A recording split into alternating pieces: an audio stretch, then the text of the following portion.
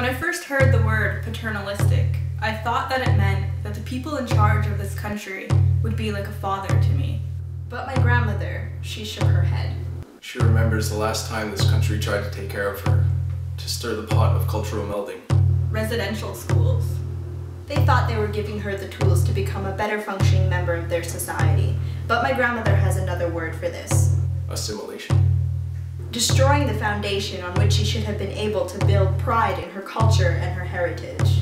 In 2008, Prime Minister Stephen Harper issued a formal apology in an address that was broadcast nationally for the government's past policies. Not only for the way it affected our children, but for the creation of the system itself.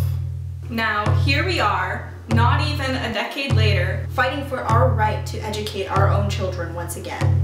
The First Nations Education Act, the First Nations Control of First Nations Education Act, this Colonial Assimilation Act, multi-generational trauma, all over again. With this paternalistic government setting external standards on our education, they think they've answered all our prayers.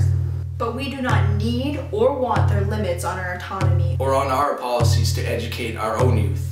To teach them our culture, our language, our heritage, and the two-row wampum, which is still not taught in the Canadian curriculum they wish to impose on our schools. And these all make us a proud people. And my grandmother can tell you that the government's track record has had a negative effect on our pride, on our people, and our community. We cannot take responsibility for our children with this legislation. It does not respect the inherent rights of Indigenous peoples to govern ourselves, or the individual needs of our nations. A one-size-fits-all approach will not work here. We have the right to our own teachers and our own curriculum. We have a right to protect our culture and our language, to continue our ways into the 7th generation. And we have the right to take education into our own hands. Dictate how we run our community, and we will stand united to remind you that maps and borders do not define us. Our children do.